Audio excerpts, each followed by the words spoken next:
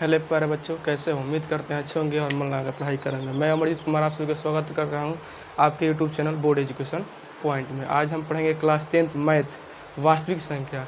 आपको हम ऐसे पढ़ाएंगे कि जी बिल्कुल समझ में आएगा। ध्यान से देखिएगा वीडियो को और ऐसे समझिएगा, ठीक है। अगर आपको वीडियो अच्छा लगे तो वीडियो को लाइक कीजिएगा, शेयर कीजिएगा अपने दोस्तों में और एक प्यारा सा कमेंट कर दीजिएगा, हमको पता चलेगा कि हाँ आपको वीडियो अच्छा लगा है। देखिए, वास्तविक संख्या में बहुत सारी संख्याएं हमको समझना पड़ेगा, ठीक है, कि संख्या कितनी प्रकार की होती है। उससे पहले हम जानेंगे कि अंक किसे कहते हैं। शायद आप लोगों को पता होगा या नहीं होगा, तो हम बता देते हैं कि अंक किसे कहते हैं। देखिए, सबसे पहले हम देखेंगे कि अंक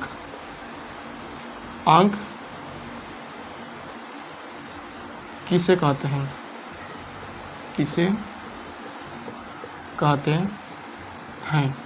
देखिए, अंक हम किसे कहते हैं, याद रखिएगा कि अंक 0, 1, 2, 3, 4, 5, 6, 7, 8 और 9, इसी को क्या कहते हैं, हम अंक कहते हैं। यहाँ पर लिखेंगे हम 0, 1, 2, 3, 4, 5, 6, 7, 8, 9 और 10, इसी को क्या बोलते हैं, हम अंक बोलते हैं, ठीक है।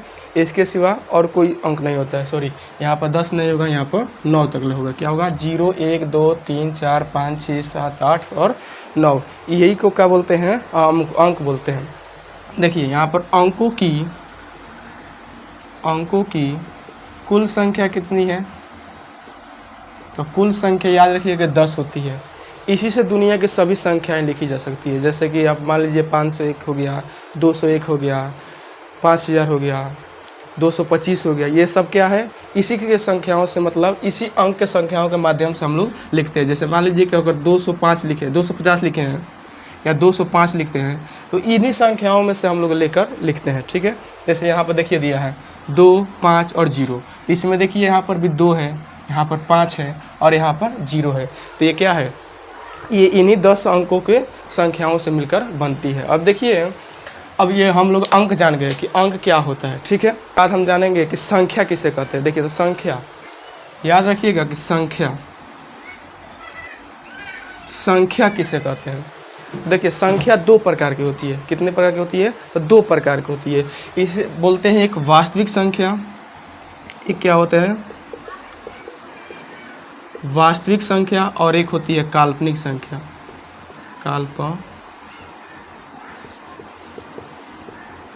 काल्पनिक संख्या, एक होती है वास्तविक संख्या और एक होती है काल्पनिक संख्या। अब देखिए, वास्तविक संख्या किसे कहते हैं, ये माइनस इन्फिनाइट से प्लस इन्फिनाइट तक होती है, इसे क्या कहते हैं, वास्तविक संख्या। माइनस इन्फिनाइट से प्लस इन्फिनाइट तक होती है, उसे कहते हैं वास्तविक संख्या। और काल्पनिक संख्या किसे कहते हैं, तो काल्पनिक संख्या याद रखिएगा कि रूट के अंदर ऐसे माइनस में 3 होगी, माइनस में 5 होगी, इसे क्या बोलते हैं, काल्पनिक संख्या। लेकिन हमको 10वीं क्लास में ना हमको पढ़ना है केवल वास्तविक संख्या के बारे में, काल्पनिक संख्या के बारे में नहीं पढ़ना है। ये आप लोग 11th क्लास में पढ़िएगा। समृद्ध संख्या कहते हैं, समृद्ध संख्या कहते हैं, उसे क्या बोलते हैं, काल्पनिक संख्या। वो आप 11th क्लास में पढ़िएगा। हम आपको पढ़ा रहे हैं क्लास 10, तो यानी वास्तविक संख्या के बारे में जानेंगे। देखिए, वास्तविक संख्या बहुत प्रकार की होती है, हम इसको आराम से धीरे धीरे सब जानेंगे, ठीक है। उससे पहले हम जानते हैं कि संख्या जैसे देखिए, प्राकृतिक संख्या होती है, पूर्ण संख्या होती है, पूर्णांक संख्या होती है। पहले जानेंगे कि प्राकृतिक संख्या किसे कहते हैं। तो देखिए, याद रखिएगा कि सबसे पहले लिखेंगे प्राकृतिक संख्या। तो प्राकृतिक संख्या किसे कहते हैं, तो याद रखिएगा कि वैसी संख्या या गिनती के संख्याओं को क्या कहते हैं, प्राकृतिक संख्या कहते हैं। ऐसे ही याद रखिएगा कि गिनती के संख्याओं को, गिनती के सभी संख्याओं को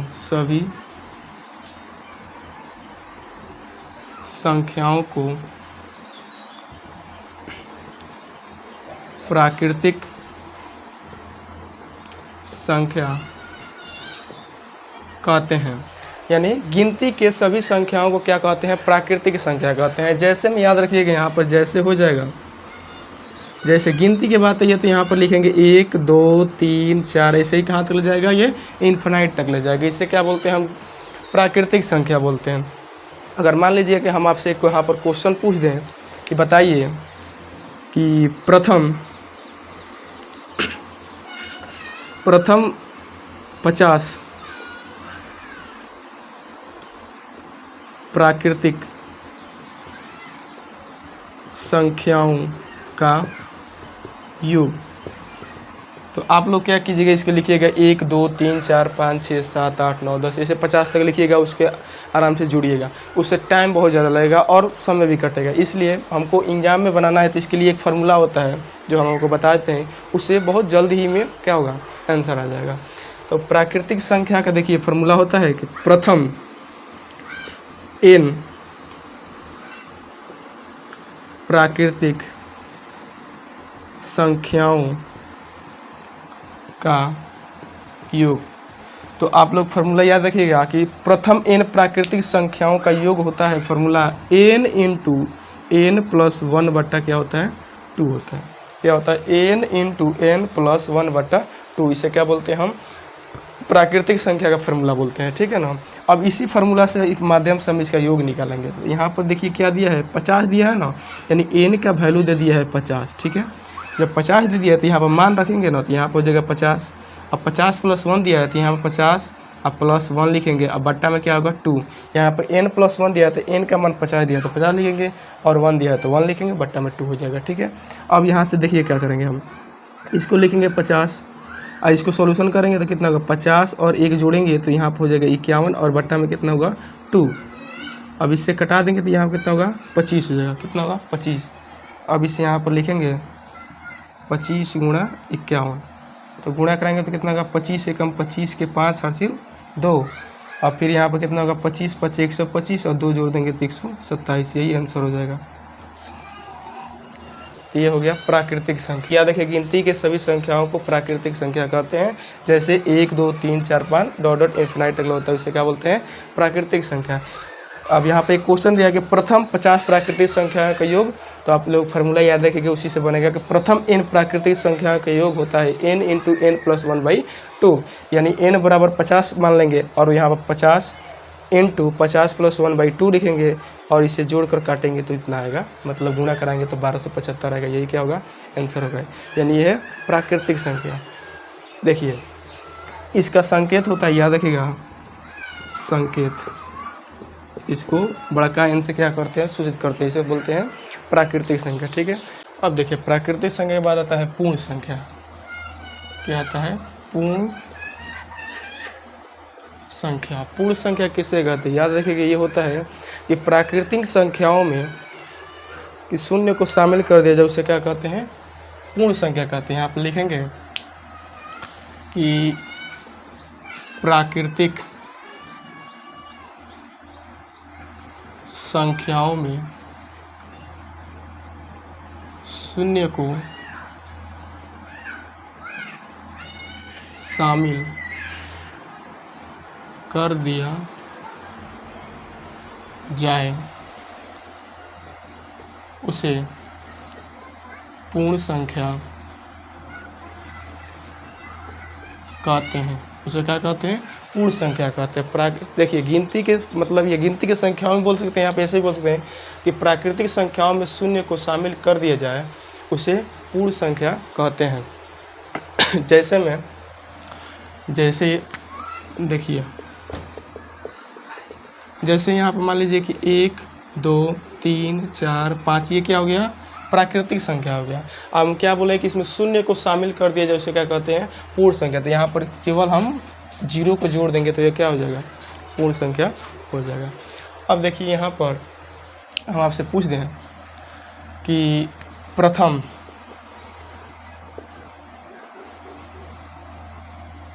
बीस पूर्ण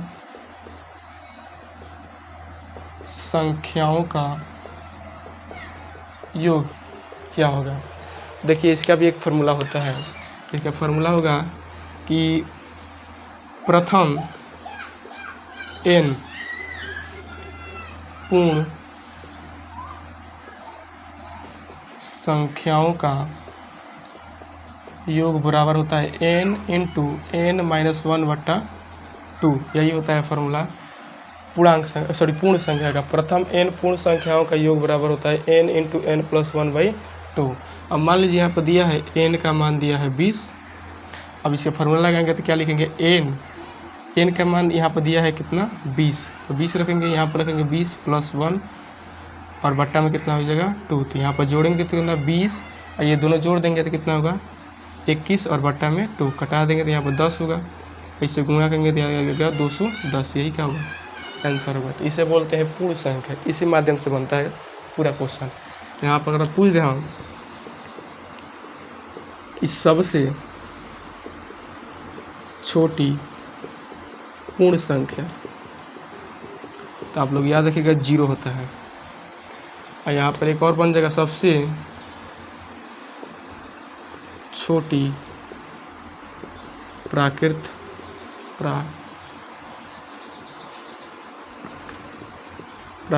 संख्या क्या होगा 1, मतलब सबसे छोटी पूर्ण संख्या 0 और सबसे छोटी प्राकृतिक संख्या 1 हो जाएगा। ये हो गया पूर्ण संख्या। आप इसके देखिए, इसको संकेत होता है ना, इसका संकेत होता है W से सूचित करते हैं, इसका संकेत W होता है, ठीक है। अब देखिए पूर्ण संख्या के बाद आता है पूर्णांक संख्या। पूर्णांक संख्या किससे कहते हैं, याद रखिएगा कि वैसी संख्या जिसमें धनात्मक और ऋणात्मक दोनों संख्याएं शामिल, उसे क्या कहते हैं पूर्णांक संख्या कहते हैं। जैसे यहाँ पर लिखेंगे वैसी संख्या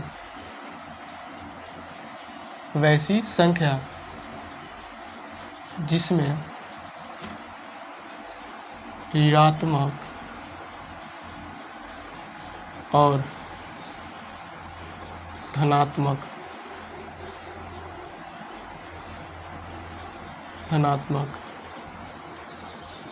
दोनों संख्याएं शामिल हो, उसे पूर्णांक संख्या कहते हैं। इसका संकेत होता है, इसका संकेत क्या होता है Z होता है, याद रखिएगा इसका संकेत क्या होता है Z होता है, ठीक है। अब देखिए, अब हम यहाँ पर क्या करेंगे, लिखेंगे जैसे हो गया यहाँ पर 0, मान लीजिए यहाँ पर 0 1 2 3 डॉट इन्फिनाइट तक, यानी प्लस इन्फिनाइट तक, ठीक है। यहाँ पर लिखेंगे -1 -2 -3 डॉट कहाँ तक ले जाएगा, डॉट ये माइनस इन्फिनाइट तक ले जाएगा, ठीक है। इधर प्लस में और इधर माइनस में, तो इसको इधर बोलते हैं, इसको यहाँ से बोलेंगे क्या धनात्मक संख्या,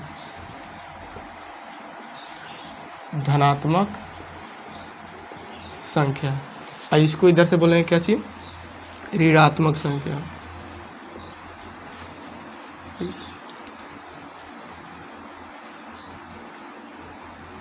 ऋणात्मक संख्या, ठीक है, इसे बोलते हैं ऋणात्मक संख्या, इसे बोलते हैं धनात्मक संख्या। याद रखिएगा यहाँ पर जो 0 है ना, वो भी क्या है पूर्ण संख्या है, ठीक है, सॉरी पूर्णांक संख्या, ठीक है, क्या है पूर्णांक संख्या। 0 भी क्या होता है पूर्णांक होता है, ठीक है। मतलब जो प्लस में होगा वो धनात्मक संख्या, जो माइनस में होगा वो क्या होगा ऋणात्मक संख्या होगा, ठीक है। अब हम पढ़ लिए अभी तक ले क्या क्या पढ़े हैं, तो प्राकृतिक संख्या, पूर्ण संख्या और पूर्णांक संख्या। अब पढ़ेंगे सम संख्या, विषम संख्या, ठीक है। तो देखिए यहाँ पर सम संख्या किसे कहते हैं, यहाँ पर लिखते हैं सम संख्या। तो याद रखिएगा कि वैसी संख्या जो 2 से पूरी विभाज्य हो जाए, उसे क्या कहते हैं सम संख्या कहते हैं। जैसे यहाँ पर लिखेंगे, हम बनाएंगे तो लिखेंगे वैसी संख्या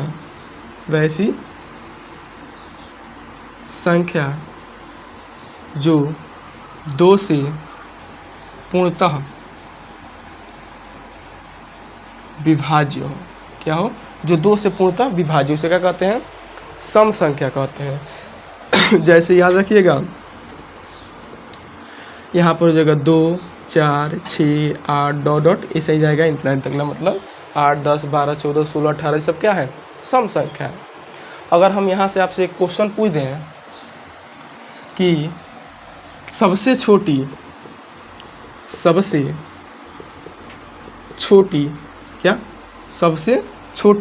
सम संख्या, तो आप लोग याद रखिए कितना होगा 2 होगा, कि सबसे छोटी सम संख्या 2 होता है, ठीक है। अब इसके बाद है सम संख्या के बाद आता है विषम संख्या। क्या आता है विषम संख्या, तो विषम संख्या आता है। ठीक है, तो यहाँ पर लिखेंगे, ये देखिए सम संख्या का ठीक अपोजिट होता है। लिखेंगे यहाँ पर वैसी संख्या, क्या लिखेंगे, वैसी संख्या जो 2 से पूर्णतः विभाजित न हो।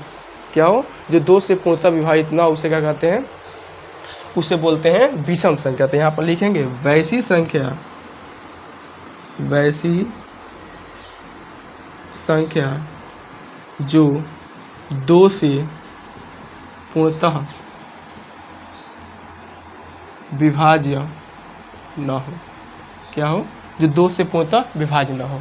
तो जैसे में क्या होगा, तो जैसे में याद रखिएगा, जैसे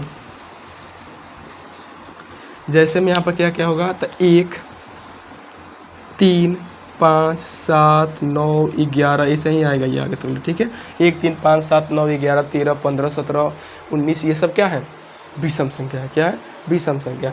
अब देखिए विषम संख्या, अगर आपसे यहाँ पर क्वेश्चन हम पूछ दें कि सबसे छोटी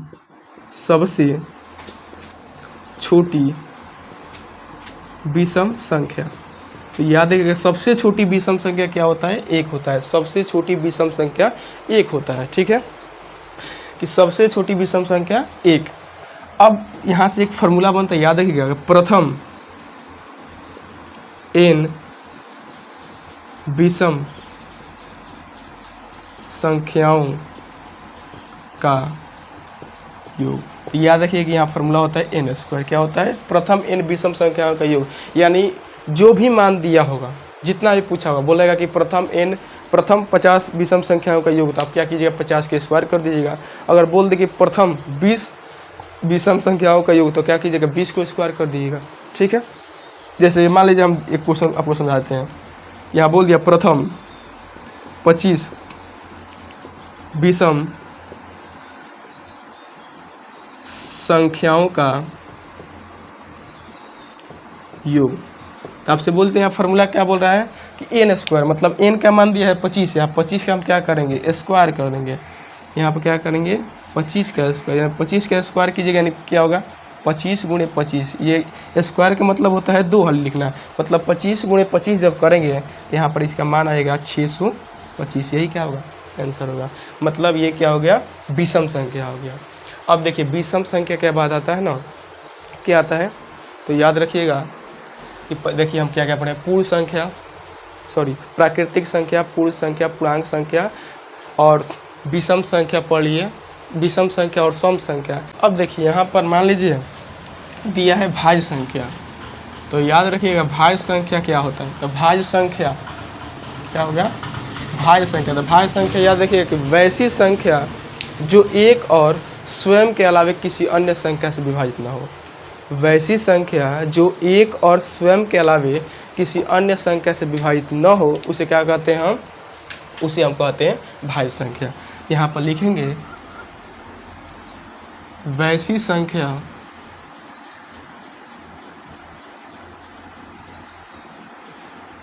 जो एक और स्वयं के अलावा किसी अन्य संख्या से विभाज्य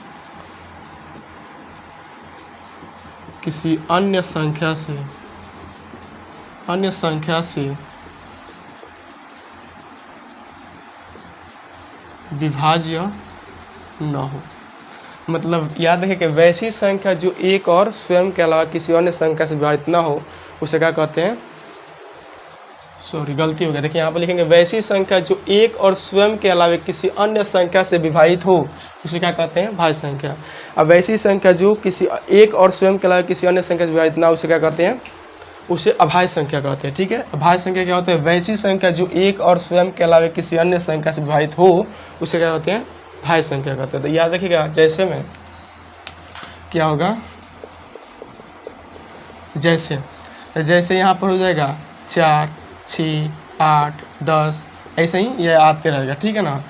अब पूछिएगा सर कि यहाँ पर 4 कैसे भाज्य संख्या हो जाएगा, तो देखिए 4 जो है ना, ये कैसे भाज्य संख्या हो जाएगा, तो आप यहाँ पर पहले इसको गुणनखंड कीजिए, पता चल जाएगा। तो 4 जो है 1 से भी कट जाएगा, 2 से भी कट जाएगा और 4 से भी कट जाएगा। यहाँ पर बोला क्या है कि वैसी संख्या जो एक और स्वयं के अलावा किसी अन्य संख्या से विभाजित हो, मतलब 1 से भी कट रहा है स्वयं संख्या से भी कट रहा है और किसी अन्य संख्या से भी कट रहा है कि नहीं। जब किसी अन्य संख्या से कटेगा वो क्या होगा, भाज्य संख्या होगा। 6 भी है उसी तरह 6 भी कट जाएगा, 8 भी है 8 भी कट जाएगा, तो सब क्या है, भाज्य संख्या। ऐसे आप चेक कर दीजिएगा मतलब भाज्य संख्या कौन सा भाज्य संख्या कौन सा अभाज्य संख्या, ठीक है। अब देखिए यहाँ पूछ देगा कि सबसे छोटी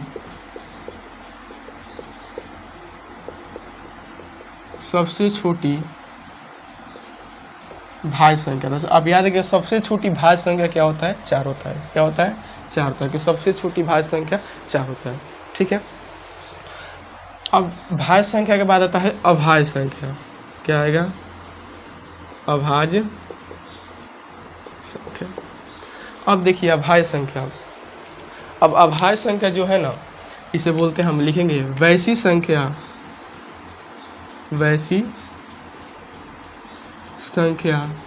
जो एक और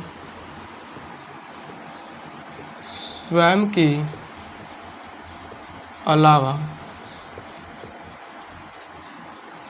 यहाँ पर किसी रहेगा, ठीक है, किसी अन्य संख्या से विभाज्य न हो। मतलब वैसी संख्या जो एक और स्वयं के अलावा किसी अन्य संख्या से विभाजित न हो उसे क्या कहते हैं, उसे हम बोलते हैं अभाज्य संख्या। जैसे देखिए, जैसे यहाँ पर हो जाएगा 2, ठीक है, यहाँ पर 3, 5, 7, ठीक है, और यहाँ पर होगा 11। तो आप बोलिएगा सर यहाँ पर 9 क्यों नहीं है। देखिए जो 9 है ना, ये 9 ना, तो 9 जो है ये देखिए अभाज्य संख्या नहीं है। कैसे नहीं है हम बताते हैं।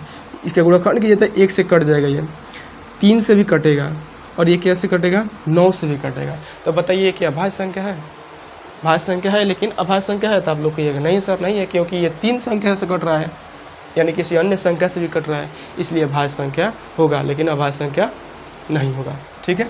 इसलिए आप लोग 9 को इसमें मत लिखिएगा, इसमें भी उसमें 9 हो सकता है, इसमें यहाँ पर छोड़ दिया। देखिए यहाँ पर क्या 8 के बाद कितना आ जाएगा, 9 आएगा, फिर 9 आएगा, फिर 10 आएगा, ऐसे आएगा, ठीक है ना। यहाँ पर 2, 3, 5, 7, 11 ऐसे आते जाएगा, 13 हो जाएगा। उसके बाद कितना हो जाएगा, 13 के बाद कितना होगा, 17 होगा, 19 होगा, सब क्या है, अभाज्य संख्या है। अब यहाँ से पूछ दें हम सबसे छोटी सम अभाज्य संख्या, क्या सम अभाज्य संख्या। तो आप लोग याद रखेंगे क्या होता है, 2 होता है। कि सबसे छोटी सम अभाज्य संख्या क्या होता है, 2 होता है। तो बोलिएगा सर आप बताए थे कि सम अभाज्य संख्या, सबसे छोटी सम संख्या भी 2 होता है। तो यहाँ पर देखिए जब ऐसे पूछेगा कि सबसे छोटी सम अभाज्य संख्या जब बोल देना तभी 2 मारिएगा, और सबसे छोटी सम संख्या बोल तभी क्या टिक मारिएगा, 2 टिक मारिएगा जब ऐसे पूछेगा तो, ठीक है। अब अभाज्य संख्या के बाद आता है क्या आता है, अब आता है अभाज्य संख्या के बाद परिमेय संख्या और अपरिमेय संख्या। अभी देखिए इसमें भी अभाज्य संख्या के बाद एक और आता है, उसको भी पढ़ाते हैं, उसके बाद परिमेय और अपरिमेय पढ़ाएंगे। उसको बोलते हैं सह अभाज्य संख्या। क्या बोलते हैं, सह अभाज्य संख्या। सह अभाज्य संख्या याद रखिएगा कि जिसका मौसा क्या है, 1 है, जिसका मौसा 1 है, जिसका एचसीएफ क्या है, 1 है। तो याद रखिए, अब सिंपल याद रखिए ऐसे, जिसका मौसा क्या हो, जिसका मौसा 1 है। जैसे अगर मान लीजिए कि हम जैसे में लिखें, तो जैसे में यहाँ पर हम लिख सकते हैं क्या, 2 और 3, 5 और 7, ठीक है, 3 और कितना लिख सकते हैं, 5 भी लिख सकते हैं। ऐसे बहुत होगा, जितना आप लोगों को मन करे उतना लिख सकते हैं। अब मान लीजिए आप बोलिएगा सर ये कैसे है, तो चेक कराइए। देखिए हम बताते हैं। यहाँ पर मान लीजिए देखिए सबसे छोटा क्या है, 2 है। देखिए यहाँ पर दिया है 2, तो 2 लिखेंगे, सबसे छोटा 2 है तो 2 लिखेंगे। यहाँ पर कितना है, तो 3, यहाँ पर 3 लिखेंगे, ठीक है। 2 एक कम 2, यहाँ पर कितना होगा, 1 होगा, ठीक है। अब इसको ऐसे करेंगे, यहाँ पर 2 लिखेंगे, अब यहाँ पर 2 1 दूना का 2, ये क्या होगा, कट गया। अब बताइए किससे कटा है, तो 1 से कटा है ना, तो इसका मौसा कितना आया, तो आप बोलिएगा सर इसका मौसा 1 है, यानी ये क्या है, सहअभाज्य संख्या है। यानी याद रखिए जिसका मौसा क्या है, 1 है, वही क्या होता है, सहअभाज्य संख्या होता है, ठीक है। अब देखिए यहाँ पर लिखते हैं वास्तविक संख्या। क्या लिखते हैं, वास्तविक संख्या। अब वास्तविक संख्या देखिए क्या होता है, वास्तविक संख्या 2 प्रकार की होती है। एक होती है परिमेय संख्या और एक होता है अपरिमेय संख्या। क्या होता है, एक परिमेय और एक अपरिमेय। यहाँ पर लिखेंगे परिमेय और अपरिमेय। देखिए परिमेय संख्या क्या होता है, परिमेय संख्या वैसी संख्या जिसे p बटा q के रूप में लिखा जा सके, ठीक है, उसे क्या बोलते हैं, परिमेय संख्या। परिमेय संख्या क्या बोलते हैं कि वैसी संख्या जिसे p बटा q के रूप में नहीं लिखा जा सके, उसे क्या कहते हैं, अपरिमेय संख्या कहते हैं, ठीक है। आप लोग दोनों को एक ही साथ समझ लीजिए। ये याद रखिएगा, इसे p बटा q के रूप में लिख सकते हैं, और क्या होगा, p बटा q के रूप में होना चाहिए, और क्या होना चाहिए, तो q नॉट इक्वल टू 0, और कैसा होना चाहिए, तो पूर्णांक संख्या होना चाहिए। कैसा होना चाहिए, तो पूर्णांक संख्या होना चाहिए, ठीक है। अगर मन करे आपका परिभाषा लिखने की, तो आप लिखिएगा इसे, जिसे p बाई q के रूप में व्यक्त कर सकें, उसे क्या कहते हैं, परिमेय संख्या। इसमें लिख सकते हैं क्या, कि जिसे p बटा q के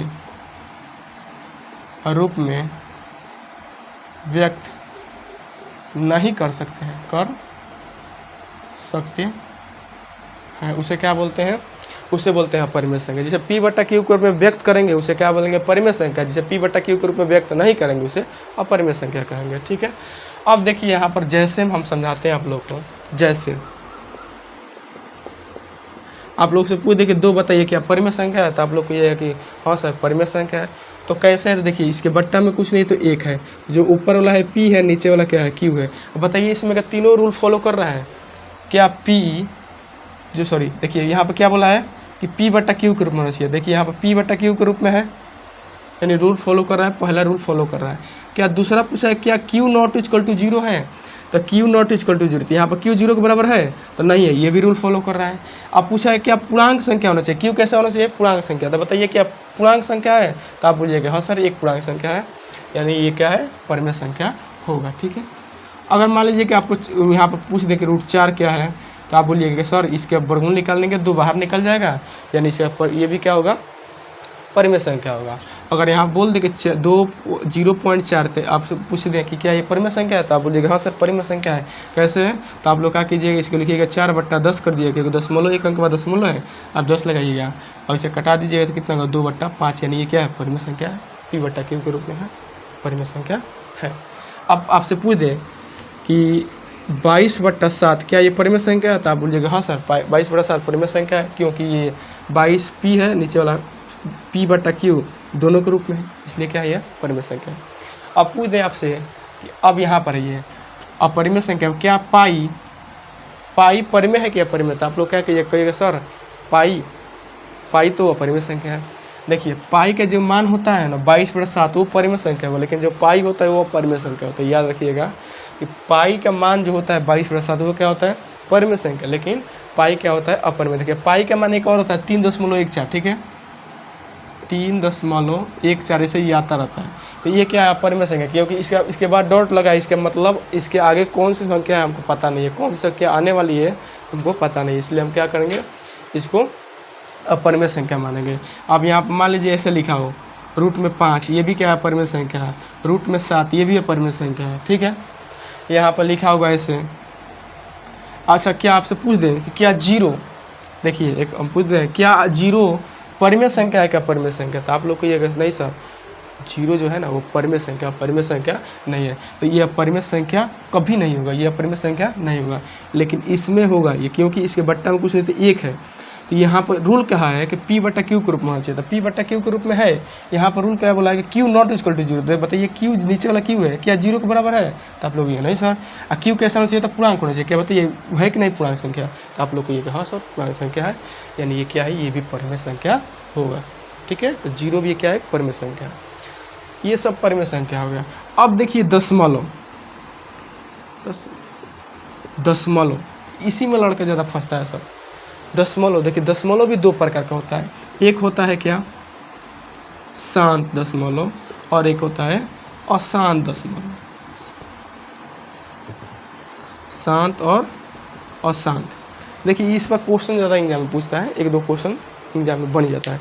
एक होता है शांत दशमलव और एक होता है अशांत दशमलव। शांत दशमलव उसे कहते हैं ना जिससे हम भाग देंगे दशमलव में वो पूरा पूरी जाकर कट जाए, मतलब विभाज्य हो जाए, उसे क्या कहते हैं? शांत दशमलव। अशांत दशमलव कहते हैं जो जिसका वो पूरा पूरी ना कटे, भाग देने पर वो बढ़ता ही जाए, उसे क्या कहते हैं? शांत दशमलव। जैसे अगर मान लीजिए यहाँ पर हम लिख दें 1/2, ठीक है। अगर 2 से हम भाग देंगे 1 में, तो यहाँ पर 1 लिखेंगे, पॉइंट लेंगे, 0 बढ़ेगा, ठीक है। 2 5 कितना होगा? 10 होगा, ठीक है। अब यहाँ पर कट गया कि नहीं? यानी इसका मान कितना है 1/2 का? इसका मान आया है 0.5। यानी ये देखिए हमको पता है कि 0.5 यहाँ पर जाकर कट गया, इसके बाद कोई संख्या नहीं है। और जब कोई संख्या नहीं है तभी बताएं यहाँ पर, जब 0.4 है तो यहाँ पर क्या बताएंगे? परिमेय संख्या है। ये भी क्या है? एक परिमेय संख्या है। अगर बताइए मतलब शांत दशमलव, तो शांत दशमलव हो गया ना, क्योंकि यहाँ पर शांत है, मतलब कट गया है, पूरा रुक गया है, अब इसके आगे कोई साउंड आएगा नहीं, यानी शांत दशमलव है। अशांत दशमलव क्या होता है? यहाँ मान लीजिए 1/3 लिखे हैं, अगर हम 3 से 1 में भाग देंगे तो पॉइंट लगेगा तो 0 बढ़ेगा, फिर यहाँ 3/3 9, फिर यहाँ पर एक पॉइंट लगाया 0 बढ़ाएंगे, फिर 3/3 9। लेकिन देखिए यहाँ पर क्या लिखा है, इसका मान आ रहा है 1.3 का मान क्या आ रहा है? 0.333, ये बार बार आ रहा है, तो ये क्या है? ये भी एक अशांत दशमलव, क्योंकि इसके बाद बार बार करके क्या आ रहा है? 3 आ रही है, संख्या रुक नहीं रही है, बार बार आ रही है, अभी कट ही रही है, कभी कटेगी नहीं, तो ये क्या है? अपरिमेय संख्या है। अब सॉरी अशांत है, अपरिमेय संख्या तो है, अशांत भी हो जाएगा, ठीक है। अब देखिए ये भी 2 प्रकार की होती है। कितने प्रकार की होती है? 2 प्रकार की होती है, आवर्त दशमलव और एक होती है अनावर्त दशमलव। एक होती है आवर्त दशमलव, क्या बोलते हैं? आवर्त दशमलव। एक बोलते हैं अनावर्त दशमलव, ठीक है। एक आवर्त दशमलव, एक अनावर्त दशमलव। आवर्त दशमलव क्या होता है कि एक ही संख्या को बार बार रिपीट करेगा। जैसे देखिए यहाँ पर 0.3333 आ रहा है ना, मतलब ये संख्या बार बार रिपीट कर रहा है, तो हमको पता है कि इसके आगे वाला संख्या क्या आएगा। तो इसे जैसे मान लीजिए कि 0. यहाँ पर 3131 आ रहा है, ऐसे डॉट लगाए हैं, इसको हमको पता है ना, अगर 3 1 बार बार आएगा, इसके बाद 3 1 3 1 3 1 आएगा, यानी इसको बोलते हैं आवर्त संख्या। अनावर्त संख्या मतलब ना उसके आगे कौन सी संख्या आएगी हमको पता नहीं है, ठीक है। जैसे अगर मान लीजिए कि यहाँ पर लिख दें 0.424, ऐसे डॉट लगा दें, इसके बाद कौन सी संख्या आएगी हमको पता नहीं है, ये क्या होगा? अनावर्त दशमलव होगा।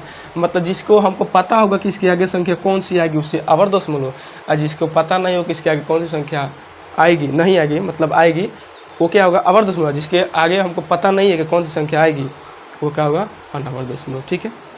तो देखिए हम पूरा आपको इंट्रोडक्शन करा दिए वास्तविक संख्या के बारे में। अगर आपको वीडियो अच्छा लगा होगा तो वीडियो को लाइक कर दिएगा, शेयर कर दीजिएगा और एक प्यारा सा कमेंट कर दीजिएगा। और इस चैनल पर नए हैं तो चैनल को सब्सक्राइब कर लीजिएगा। इस चैनल पर आप लोगों बिहार बोर्ड के क्लास 10th बिहार बोर्ड संपूर्ण तैयारी कराई जाएगी, ठीक है। बस आज के लिए इतना ही, फिर मिलते हैं अगले वीडियो में, तब तक के लिए धन्यवाद। इसको अच्छे से अपने कॉपी पर नोट कर लीजिएगा, ठीक है, कि आपको एग्जाम के टाइम पर रिवीजन करने में आसानी होगा। तब तक के लिए बाय बाय, फिर मिलेंगे अगले वीडियो में। तब तक के लिए आप लोग हंसते रहिए, मुस्कुराते रहिए और अच्छे से पढ़ाई कीजिए।